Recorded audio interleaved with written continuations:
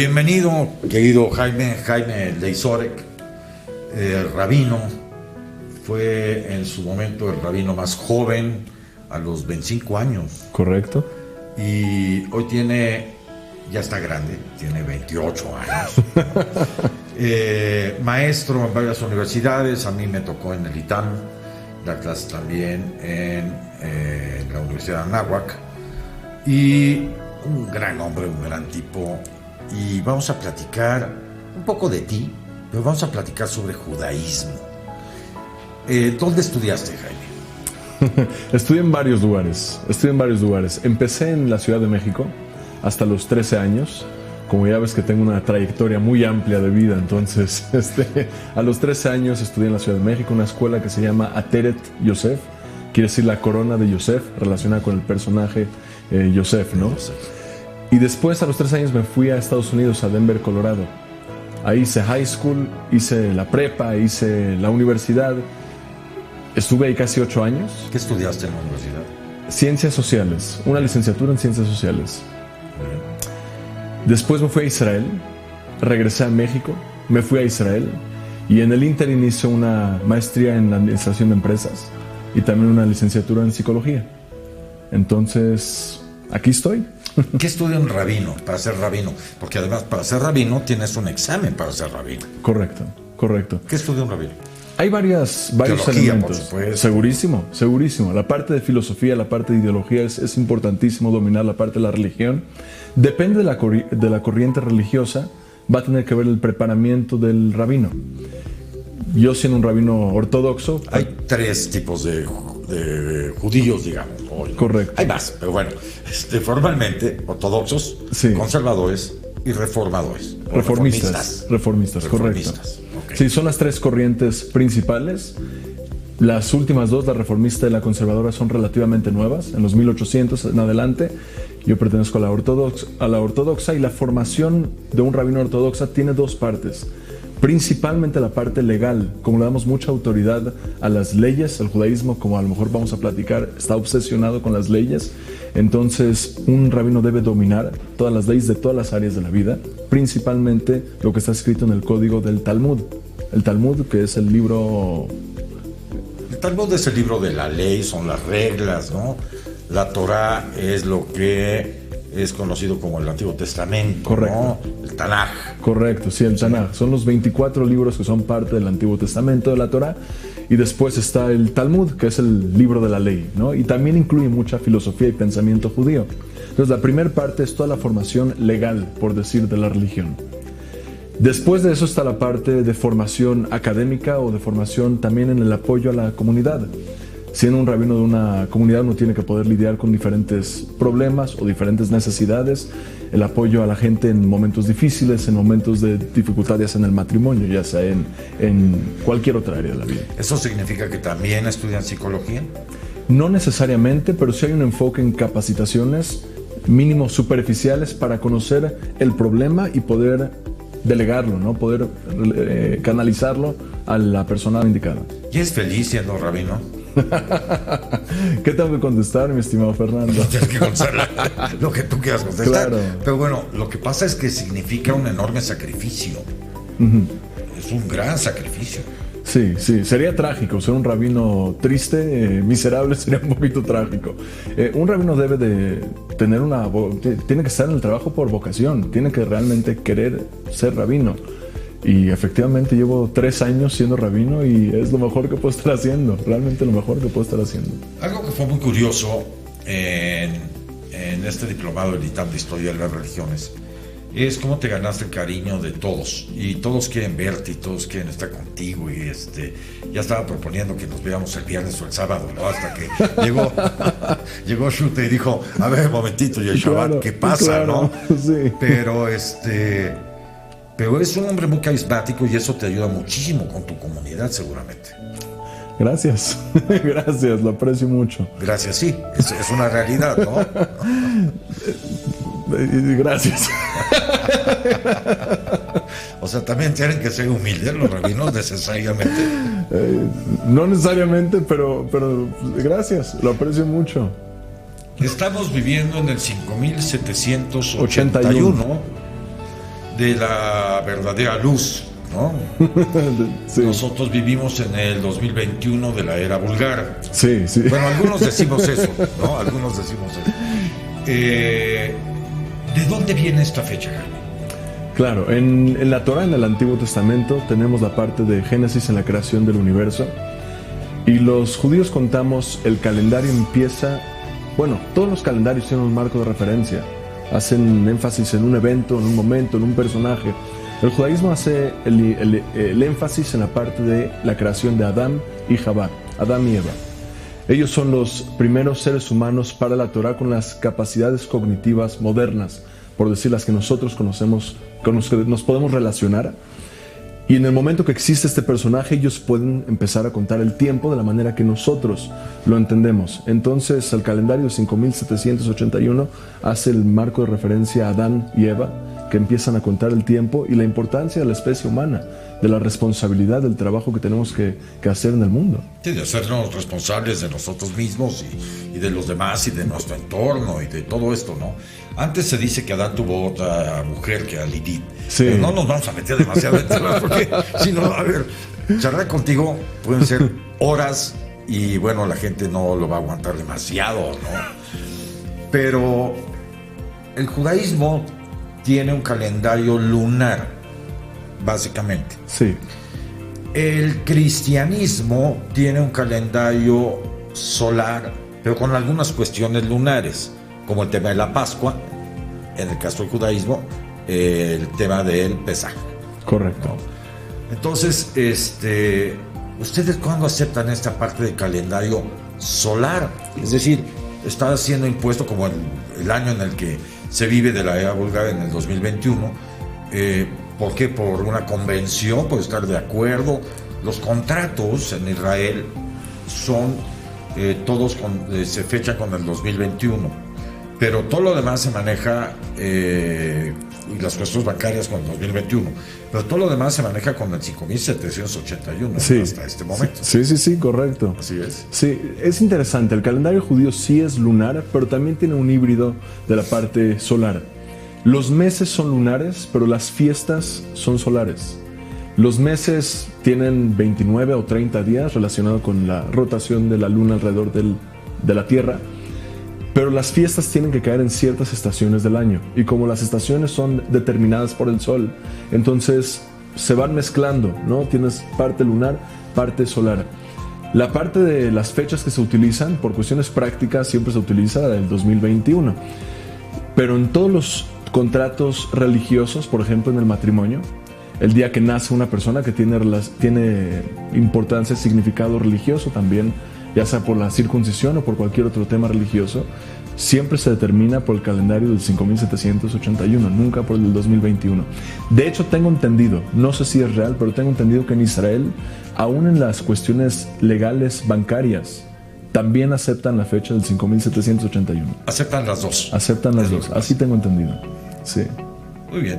Oye, Jaime, a ver, el ser judío en un mundo en donde la población judía es mínima. Yo no sé si será el 2%, 3%. Una exageración es eso. Una exageración. Somos menos del 0.05%, del 0.5%. Menos del medio por ciento. Menos del medio por ciento. Correcto. Algo que a mí me llama mucho la atención es, bueno, fueron más en algún momento, ¿no? Ha sido siempre un pueblo muy perseguido. Y aquí hay una cosa que puede ser interesante. ¿Qué es un judío? ¿Es un pueblo? ¿Es una raza? ¿Es una religión? ¿Es la mezcla de todo? Porque, a ver, un ashkenazi y un sefaradí no tienen nada que ver en la parte del físico, la parte fisionómica, son totalmente diferentes, ¿no? Unos rubios y otros morenos. ¿Pero qué es un judío? Creo que está compuesto por diferentes partes y es importante entender la parte histórica. Los judíos nos formamos antes de tener un lenguaje común, antes de tener una nación, nos formamos en el monte Sinai, en el desierto. Quiere decir que la identidad judía va más allá que un lenguaje, una cultura, una zona geográfica. Tiene que ver con una filosofía de vida relacionada, siempre les digo, es la forma de vivir con una meta de emular a Dios y que se refleje en todas las áreas de la vida cotidiana, en el pensamiento, en la acción, en las pasiones. Obviamente también tiene la parte legal, se mezclan, sí es un compuesto de todo. La realidad es de que la parte legal es fundamental. Ser judío no es nada más la parte de filosofía, ser judío es una mezcla de la parte de filosofía con la parte técnica. Pero en el fondo la esencia del judaísmo tiene que ver con esta identidad de constantemente estar preguntándote cuál es mi responsabilidad conmigo, con Dios, con la gente, siempre viviendo por medio de la responsabilidad, de la obligación y el deber. Eso es cuando eres observante de la Torá y del Talmud, ¿no? Correcto. Es decir, cuando eres una persona que busca trascender, ser mejor a través de tu religión. El judaísmo, los judíos más bien dicho, no el judaísmo, han sido perseguidos durante siglos o milenios, ¿no? ¿Es difícil ser judío en México? Gracias a Dios no, gracias a Dios yo me he sentido muy bienvenido. Tengo mucho cariño por México. Gracias a Dios, no a los mexicanos. ¿O cómo? Gracias a Dios, la aceptación que siento que tenemos en México ha sido bastante buena. Muy rara vez, creo que en 28 años he tenido 2 encuentros negativos con algún comentario anti-judío, pero fuera de eso he sentido una aceptación muy positiva de parte de México y de los mexicanos. Así he sentido yo. A diferencia de otros países, creo que en Estados Unidos se vive mucho más pesado esta parte. O sea, sí hay una presencia más fuerte de antijudío o antisemitismo, como uno le quiera llamar, y en otras partes del mundo ni se habla en Europa. En Europa está terrible la cosa. Pero qué bienvenidos somos. Creo que hay una plegaria muy bonita que en el Talmud fue instituida de reconocimiento de cariño, agradecimiento por donde vivimos y la aceptación. Y en México creo que se aplica con todo el sentido de la plegaria, reconocer y apreciar lo que México hace por nosotros. Es maravilloso el estudiar la Torá, ver lo que el cristianismo le llama Antiguo Testamento. Y luego de pronto hay un cambio brutal hacia el Nuevo Testamento. Yo me acuerdo, y yo no tengo empacho por comentar estas cosas en este canal de la entrevista de Sin Filias y Fobias. Cuando yo era niño me decían que los judíos habían matado a Jesús, cosa que era tremenda, y digo, no hace tanto tiempo. Ya sé que no me cueso al primer hervor, pero bueno, digo, históricamente hace muy poco tiempo. Y yo desde niño a mí me mandaban a platicar con el cura, me mandaban las monjas, ¿no? Me decían, niño, tú vete a platicar con... No estás aquí causando problemas, ¿no? Claro. Y yo decía, bueno, entonces que los que nacen judíos, que no tienen la culpa de nacer judíos, no se van al cielo que ustedes dicen que hay, ¿no? Y yo me encuentro con que hay un Jesús que casi no aparece como judío, siendo que Jesús era judío, celebraba el Shabbat, Pesaj, el Pesaj, ni hablar. Claro, por supuesto, todas las fiestas que además son muy fiesteros los judíos. Ahorita entramos a eso, pero los apóstoles también, Pablo igualmente, Shaul de Tarso, claro, Shaul de Tarso, que es San Pablo, ¿no? Sí. Pablo de Tarso. Y entonces se han ido como transformando las visiones y los dichos de diferentes corrientes del cristianismo, acomodándolos, casi negando su propio judaísmo, cosa que me parece un poco insensata. Si hablas de un Antiguo Testamento desde el cristianismo, ¿no? Y un Nuevo Testamento, quieres decir que tu Nuevo Testamento tiene su validez y su cimentación, ¿no? Toda su forja en el Antiguo Testamento. Claro. Sí. El marco de referencia sigue siendo el Antiguo Testamento. Hay un autor que a ti y a mí nos gusta mucho, que se llama Mayo Sabán. Gran autor, un gran teólogo, un historiador. Más allá de si es un buen o mal judío, que dice que no. No creo que hay malos judíos. No creo que hay malos judíos. Hay gente que actúa mal independientemente de la religión, raza o lo que sea. El judaísmo no es malo, como no es malo el cristianismo, como correcto. No es malo el islam, no. Correcto. Las malas son las personas, no los grupos. Así es. Pero Mayo Sabán es alguien a quien yo recomendaría a que vean en sus cosas que tiene de YouTube, pero sobre todo en los libros que tiene Mayo Sabán. Son interesantísimos. Comentábamos Te decía yo que son muy fiesteros los judíos, ¿no? ¿Qué relación tiene el baile con la religión? El baile. Claro. Es interesante, hay un concepto, lo he visto en series, en películas, y la realidad es de que sí tiene fundamentos en la religión, lo que le llaman un baile judío. Así es. Un baile judío siempre está compuesto de una ronda, de un círculo, ¿no? Y la gente siempre está agarrada dentro del círculo. Los círculos representan dos cosas. Número uno, no hay comienzo y no hay fin.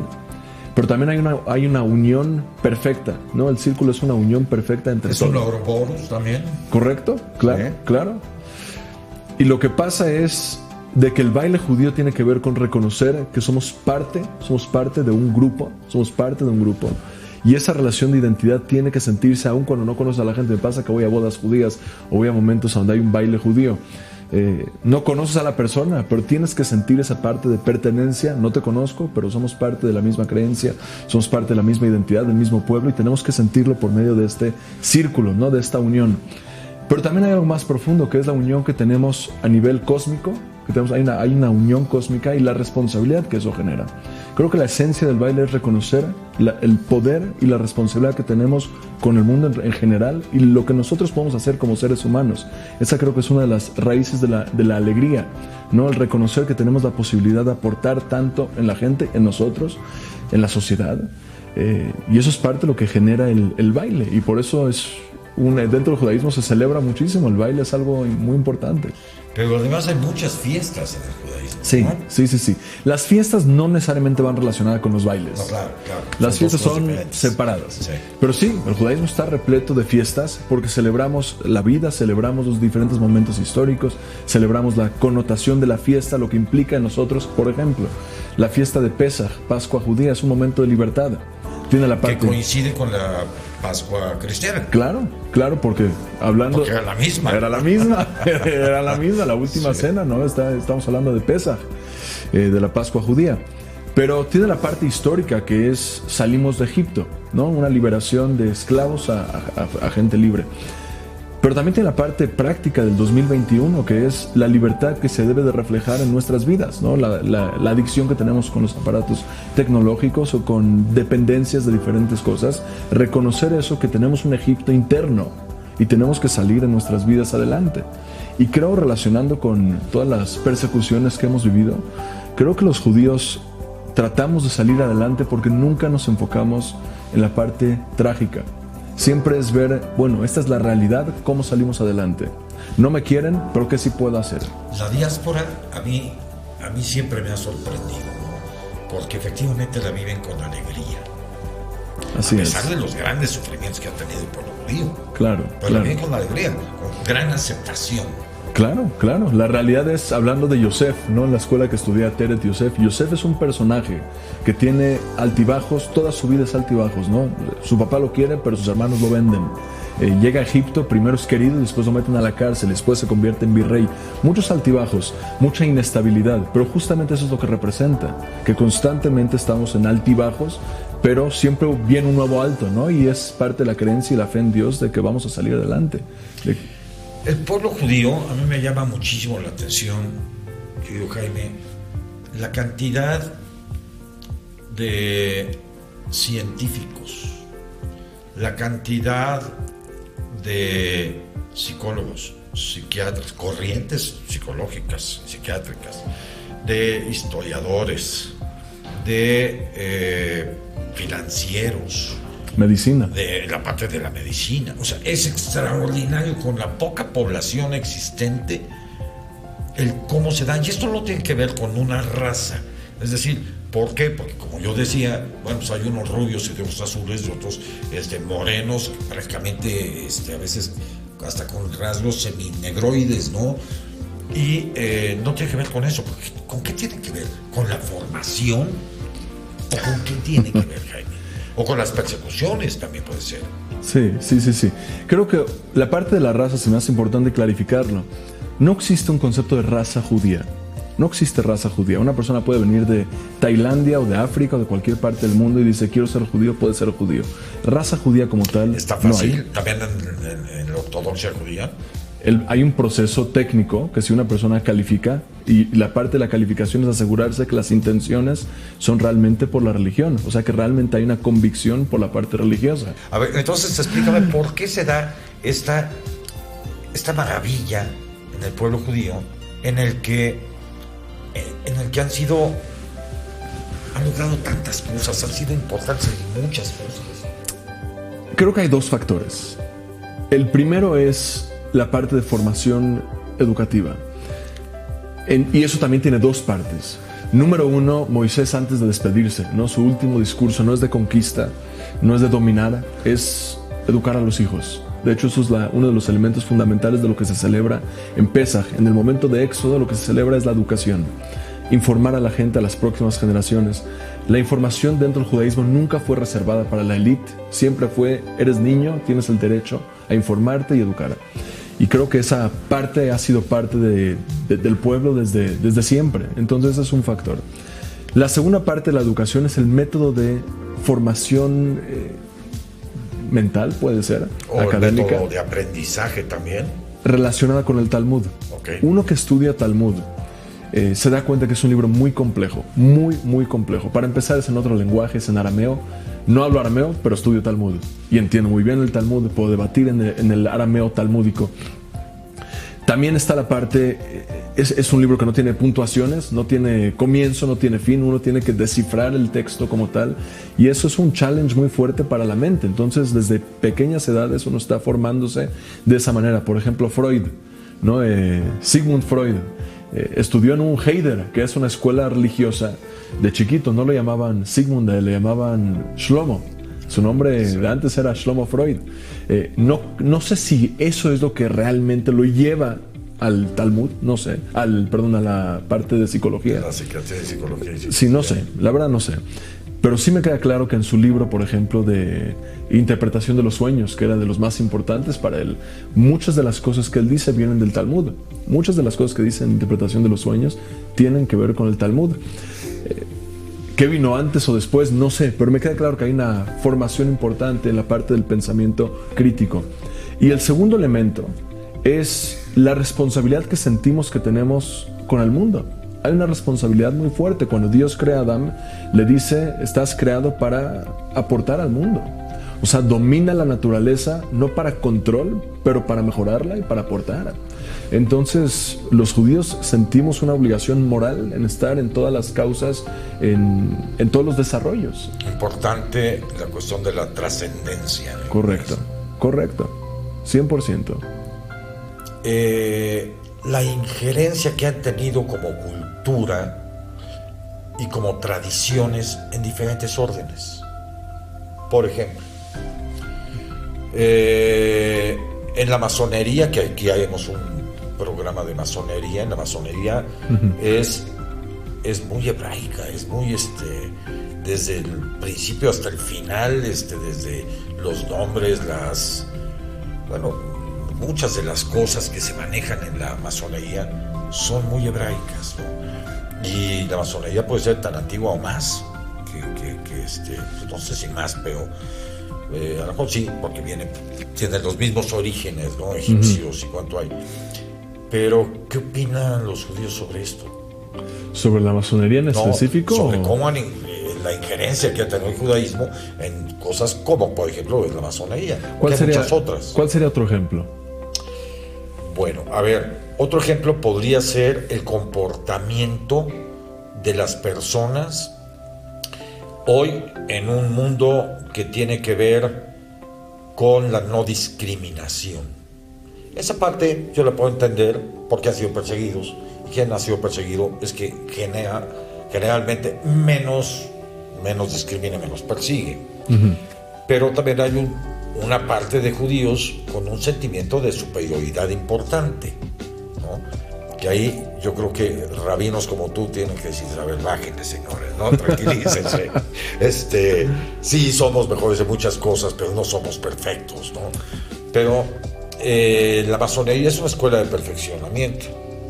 El cristianismo, pues, tiene una formación judaica. Claro, ¿no? Claro. Entonces han tenido que... El Islam tiene lo mismo. Claro, ¿no? claro, compartimos mucho. claro. No sé qué opinan los judíos, la verdad, porque no he hecho un survey, no he hecho una encuesta sobre ello. Pero sí creo que tiene que ver con la influencia de las ideas.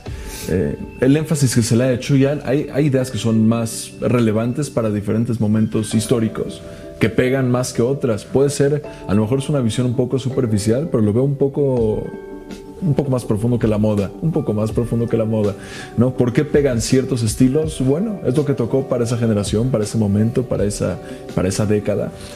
Pero también está una cuestión que creo que el judaísmo tiene un enfoque muy fuerte en la parte humana, ¿no? En la parte humana.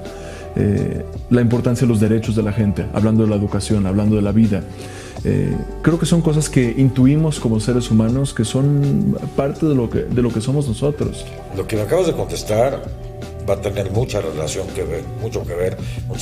con la parte justamente de la masonería, ¿no?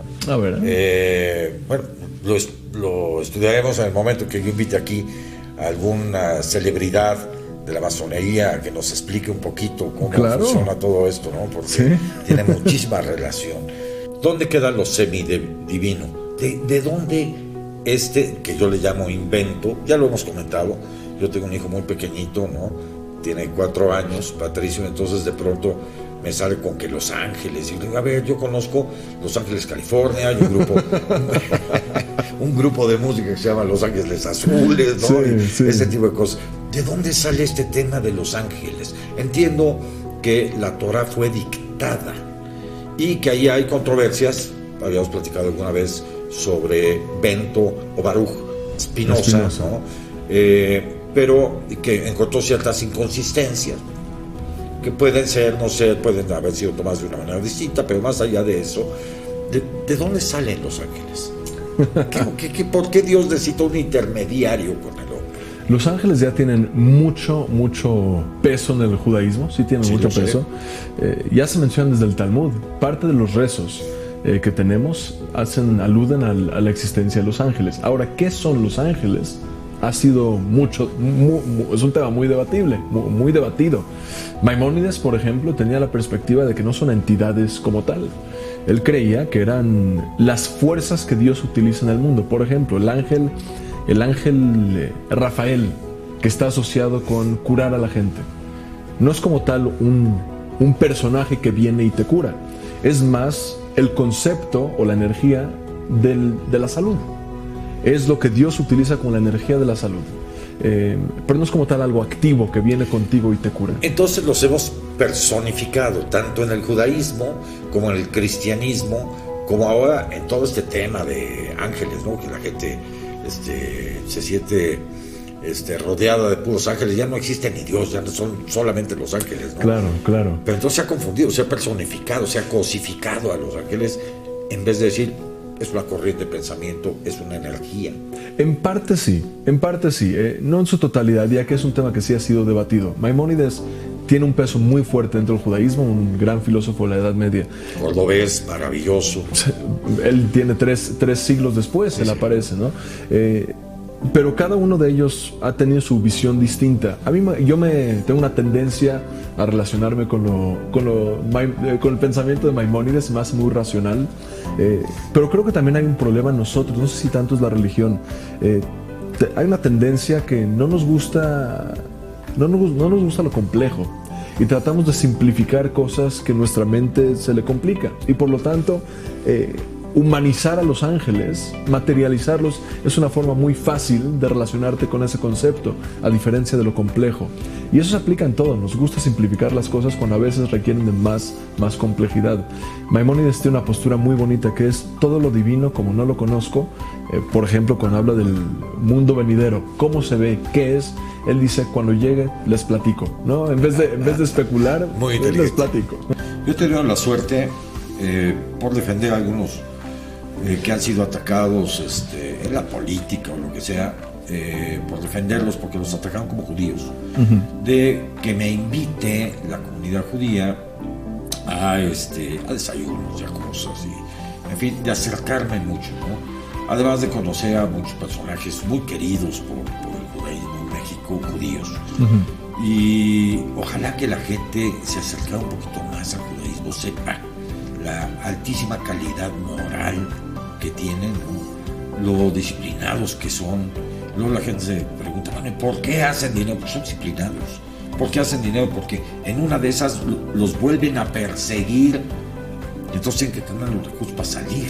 Claro, o sea, ya sea en su ADN. Claro, sí, la disciplina. La disciplina es uno de los valores más fomentados en la religión, más fomentados, y creo que tristemente se está perdiendo la responsabilidad, la disciplina, la autoridad. Creo que la autoridad también es parte de esto, reconocer la autoridad, reconocer jerarquías a veces, obviamente en un contexto sano, pero es parte de lo que forman a una persona en un pensamiento específico para poder solucionar problemas, para poder buscar oportunidades y siempre tratando de salir adelante. Y sí, está relacionado con eso. Bueno, pues Jaime, además tiene un canal, ustedes lo cuentan como Jaime Leizorek, en donde, bueno, nos da una visión religiosa del judaísmo. Es un canal muy interesante, ojalá lo visiten. Y, bueno, ya platicaremos un poco más después con Jaime sobre algunas de esas cosas, de una organización a la que también pertenece, bueno, es parte de la comunidad Aish, y también los invitamos a que si tienen preguntas las pongan en los comentarios, se las hacemos llegar a Jaime, además pondremos con todo el gusto del mundo, y eso de los comentarios me gusta porque yo me comprometo, no a todos, pero elegir de los comentarios para hacer videos específicos respondiendo a esas preguntas. Qué bueno, Jaime, muchas gracias.